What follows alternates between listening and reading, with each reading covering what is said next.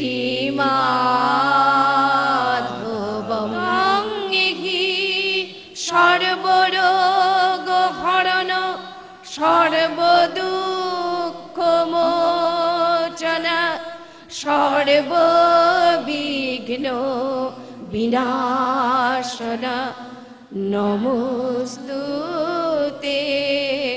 নমো নমঃ।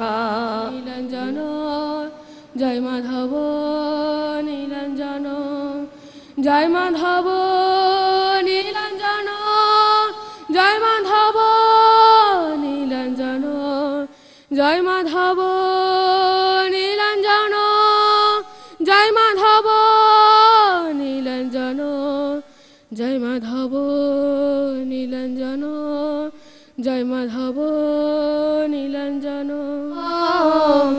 জয় মাধব নীলাঞ্জন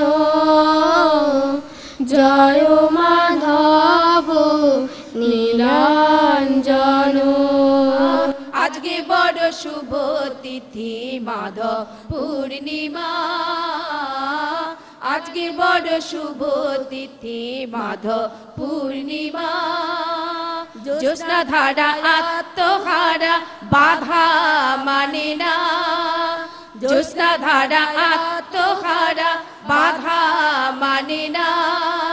মৃদু হাসে আধার নাশে ভয় সে জানে না, মৃদু হাসে আধার নাশে ভয় সে জানে না।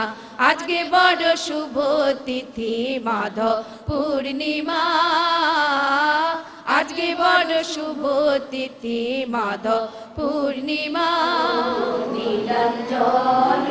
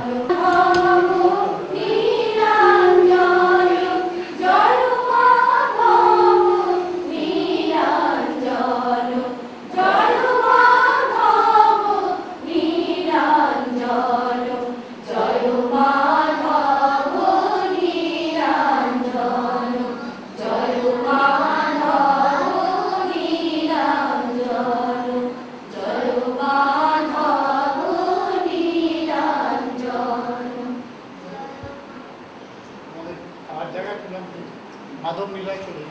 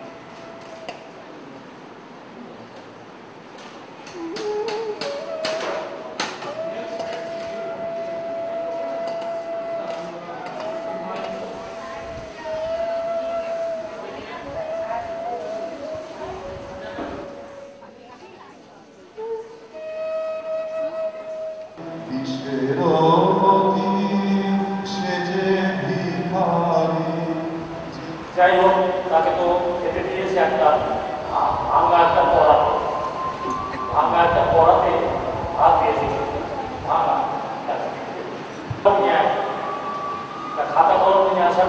এই গান মনে রেখে বিশ্বের প্রতি সেদিন ভিখারি ঠিক চড়াতে এসেছেন ধরা।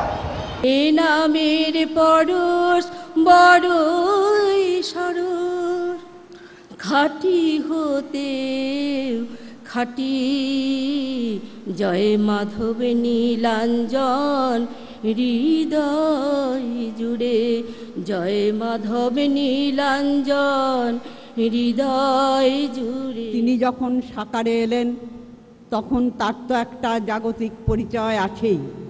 তার লীলাস্থল 12 নম্বর হাজি জাকারিয়া লেন, মানিকতলা।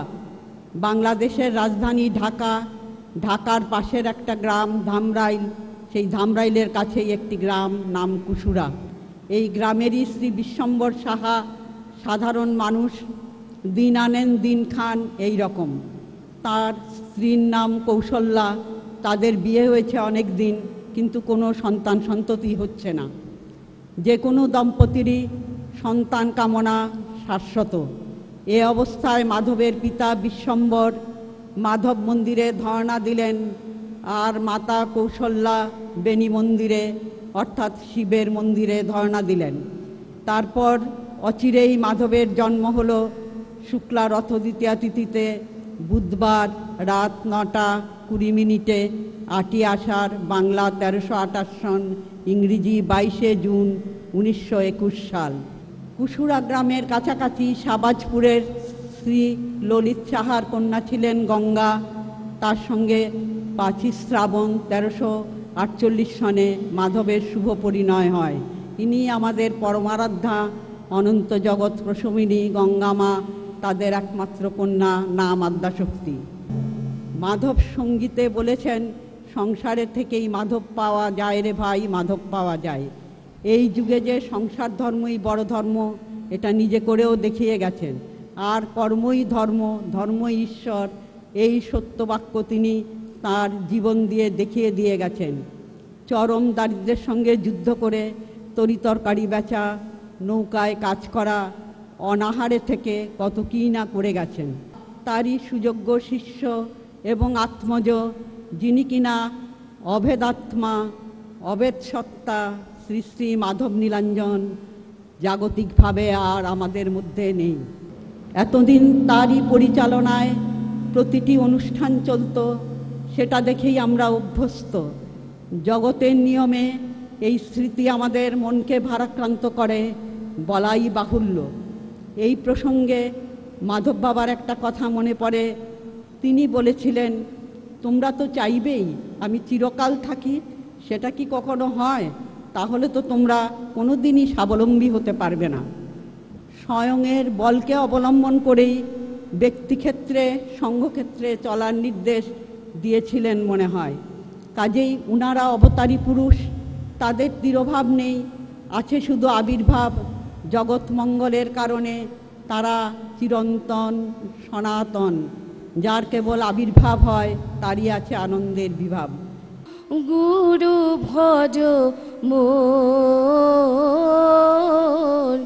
মাধব নীলাঞ্জন, গুরু মাধব নীলাঞ্জন, মাধব নীলাঞ্জন, গুরু বল রে মন, মাধব নীলাঞ্জন, গুরু Madhav Nilanjan. Today I will speak about Badu, Vadu and Dadu. Badu is a wonderful place. I have been coming here with my parents since I was 6 months old. I also liked to distribute the chocolates from the world cake beside Dadu Dida. They gave me biscuits and chips to eat. Dadu Dida are my favorite god. They love me very much. I love them too.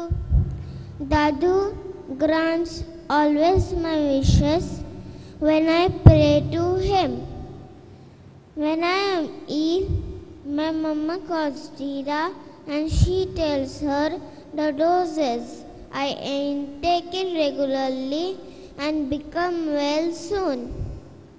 Now I stay in Bangalore, so I miss Badu, Dadu and Nida very much.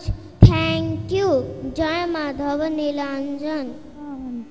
মধুর হতে মধুর তোমার নাম, তোমার নামে পাষাণ গলে গলে কঠিন প্রাণ, তোমার নামে পাষাণ গলে গলে কঠিন প্রাণ, হাসি কান্নায় ডুবিয়ে রাখো করাও ভাগ্যবান ভগবান ভগবান। মাধব নীলাঞ্জনের সান্নিধ্যে এসে প্রথমে জানতে শিখলাম গুরু কি, দীক্ষা কি, গুরুর গুরুত্ব কাকে বলে, জীবন পথে গুরুর উপদেশ নির্দেশ আদেশের ভূমিকা কি।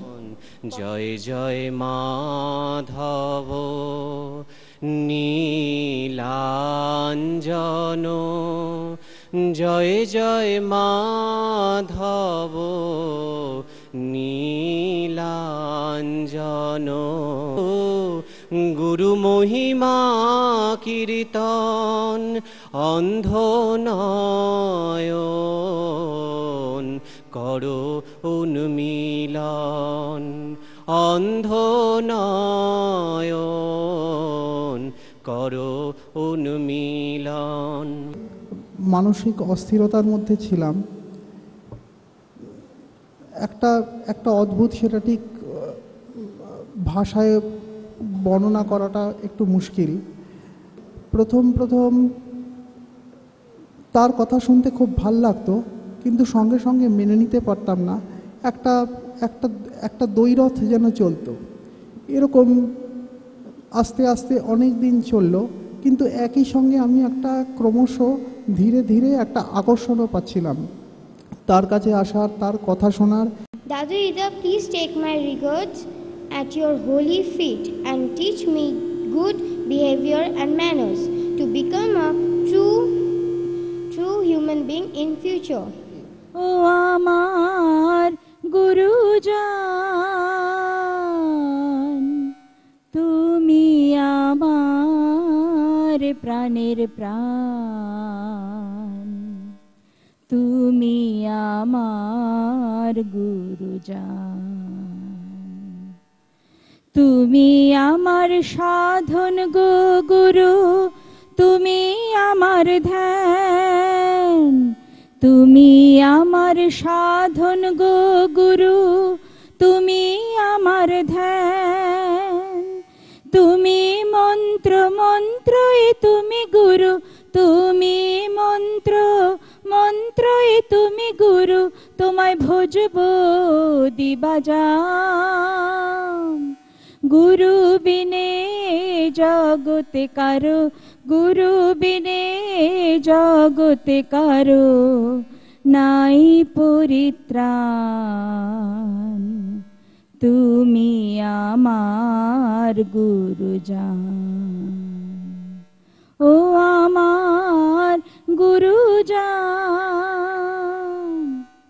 Memorably auspicious day which altered my outlook towards life, or rather to be precise, revolutionized my ultimate existence. On this very day, I was fortunate to get the first glimpse of our Absolute Father, Sri Nilanjan. The first rendezvous of the charismatic personality left a remarkable impression on me. I was completely engrossed by his unparalleled compassionate concern and his cordiality, not only for me, but for every single individual present in the Shabha. I felt a deep adoration and an eagerness to listen to his discussions with an engrossed and meditative mind, although I could not understand anything. Gradually, a sense of belonging grew up towards him as if I am his daughter and he is my very own father. In fact, I realized that he is our absolute father, that is our Guru. It is only through their blessings and will that today I am here speaking in praise of them. My words will fall short even if I spend my entire life in praising the divine grace and exaltedness of our Guru Baba and Guru Ma, because their unadulterated, unconditional and unfathomable love for us is inexplicable. কিন্তু তাদের অসীম কৃপা ও নির্দেশে সেই বাধাকে ধীরে ধীরে কাটিয়ে উঠতে পারছি। লাইফে এরকম কম বেশি অনেক স্ট্রাগলের মুখোমুখি হচ্ছি, তাদের স্পর্শে আমি সেগুলোকে কাটিয়ে উঠতে পারছি। মানুষের মনুষ্যত্ব দেখেই তাকে মান দেওয়া উচিত, ভালোবাসা উচিত। কিন্তু আমার সবসময় ভুল ত্রুটি ঘটে, কারণ আমি মনুষ্য দেহ পেয়েও মানুষ হতে পারছি না। আয় রে ভাই জয় মাধব গাই, আয় রে ভাই জয় মাধব গাই, বসে আছিস কি বলে, আকাশ বাতাস ভরিয়ে তুলি জয় মাধব নাম বলে। বক্তব্য রাখতে বলা হয়েছে। বক্তব্য কথাটার দুটো ভাগ, একটা বক একটা তব। আমরা তো সারা জীবন বক বক করেই গেলাম, তব হতে পারলাম কবে? তোমার হতে তো পারলাম না। বাবা বলতেন যে আমাদের যে গ্যাস সিলিন্ডার দেওয়া হয়েছে, সেই গ্যাস সিলিন্ডারের একটা মাপ আছে, সেটা একটা নির্দিষ্ট দিন যায়। আর আমরা যারা সুগৃহিণী তারা সেই গ্যাসটাকে ঠিক মতন ব্যবহার করে অনেক দিন চালিয়ে নিতে পারি। কিন্তু যারা সুগৃহিণী নন, যারা গ্যাসে কিছু চাপিয়ে দিয়ে পাশের বাড়ির সঙ্গে বকবক করেন, তাদের গ্যাসটা তাড়াতাড়ি শেষ হয়ে যায়, হাহাকার। ঠিক সেরকম আমরা জীবনভর বকবক করে যাচ্ছি। বাবা বলতেন, hold your tongue, let me লাভ। তোমরা বকবকানি কমাও, যদি বকবকানি কমাতে পারো তোমাদের অন্তরে আমি গুরু, আমি জাগব, তোমরা আনন্দ পাবে। তিনি বলছেন, god is love, love is god. অর্থাৎ ঈশ্বর তিনি স্বয়ং ভালোবাসা। তিনি জাগতে পারেন না, তার কারণ যে কাঁটা আমরা বপন করেছি সারা জীবন আসক্তির মাধ্যমে, ভোগবুদ্ধির মাধ্যমে, বহির্মুখীনতার মাধ্যমে আমরা যে একটা বিচক্ষণতা হারিয়ে বকবক করে চলেছি অবিশ্রান্ত ধারায়, সেখান থেকে আমরা থামতে জানি না, আমরা গুরু কথা শুনতে জানি না, আমরা গুরু কথা মানতে পারি না। তাই জন্য তিনি বারবার আমাদের ধমক দিয়েছেন, আমাদের ভালোবেসেছেন। তিনি জানেন মাধব বিনে আমাদের আর গতি নেই, মাধবই আমাদের অগতির গতি। আমরা গুরুর প্রতি শরণাগত হয়ে তার চরণে যদি আমরা আশ্রয় নেই, তারপরে তিনি কৃপাবাড়ি যদি দেন, যার শরীরে সেই খেলাটা হবে সেটা তিনিই বুঝবেন। এবং যখন বুঝবেন তার মধ্যে কোনো অহং থাকবে না। বাবার যে কথা অহং আর সোহং, এটা নিয়ে শেষ কয়েক মাস খুব আলোচনা করেছেন। অহংয়ের ভাবে যদি আমরা ভাবিত হই, কখনো সোহং ভাব আসবে না। একদিকে অহং, আরেকদিকে সোহং। এখন এই অহংকে মারা তো আমাদের পক্ষে সম্ভব নয়, সে অহংয়ের ইচ্ছা মৃত্যু। এবং একমাত্র গুরু কৃপায় আমরা অহংয়ের অতীত হয়ে মনাতীত অবস্থায় যেতে পারি। এবং সেই যে একটা চরম অবস্থা, যাকে ভাষায় বর্ণনা মাধব বাবাও সেরমভাবে করেননি, বাবাও করেননি। অর্থাৎ একটা জায়গায় গেলে আমাদের মনে হয় যেন সব গুলিয়ে যাচ্ছে, আর কিছু বুঝতে পারছি না। কেউ একজন বলেছিলেন, আমার কাজ নেই মা জ্ঞান বিচারে, দে মা পাগল করে দে। তো সেই অবস্থা আমাদের আসে। অর্থাৎ একটা জায়গায় গেলে আমাদের জাগতিক জ্ঞান সব শেষ হয়ে যায়, নিঃশেষ হয়ে যায়। সেটাই হচ্ছে পরমানন্দ এবং গুরু ব্রহ্ম যে নাম, জয় মাধব নীলাঞ্জন। এই জয় একবার, মাধব একবার, নীলাঞ্জন একবার, এটা গুরু স্বয়ং দুটো দেহে অবতীর্ণ হয়ে আমাদের দিয়ে গেছেন। জয় মাধব নীলাঞ্জন,